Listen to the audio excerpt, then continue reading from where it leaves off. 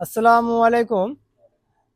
তো আমাদের গ্রুপের যে আমরা প্রবাসীদের মানবতার গ্রুপটা ওপেন করেছি জাতি ধর্ম নির্বিশেষে। তো সেই গ্রুপের একজন সদস্য ভাই মানে গ্রুপে যুক্ত হয়েছে। তো সে ভাই আমার সঙ্গে দেখা করতে এসছে।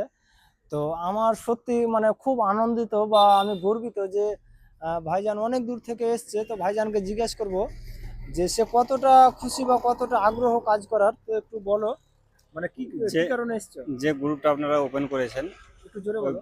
যে গ্রুপটা আপনারা ওপেন করেছেন ওই গ্রুপটাতে আমি জয়েন হয়ে খুব গর্বিত। খুব ভালো লাগছে আমাকে।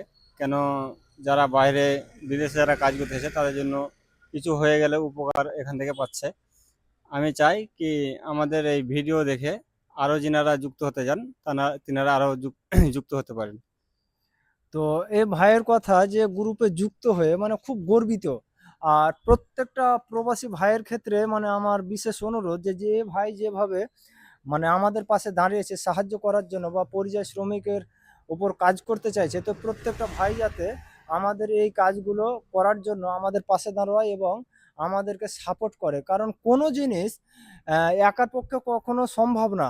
আর আমরা নিজেরাই নিজেদের ক্ষমতা কিন্তু হারিয়ে ফেলেছি বর্তমানে। কারণ ছোট্ট একটা উদাহরণ যে একটা হাতির যে কতটা ক্ষমতা, সে হাতি কিন্তু নিজের ক্ষমতাটা আসলে দেখতে পায় না তার শরীরের যে গঠনটা।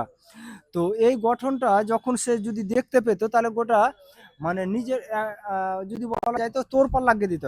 তো আমরা পরিযায়ী শ্রমিক, আমরা নিজেদের ক্ষমতা কতটা আমরা নিজেরাই জানি না।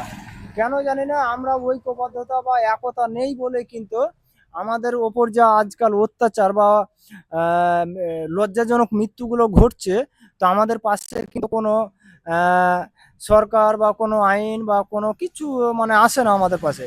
তো আমরা সেই কারণে আমরা প্রবাসীদের মানবতার গ্রুপটা ওপেন করেছি যে প্রত্যেকটা ভাই আমাদের এই গ্রুপে যুক্ত হবে আর আমাদের এই কাজে সাহায্য করবে।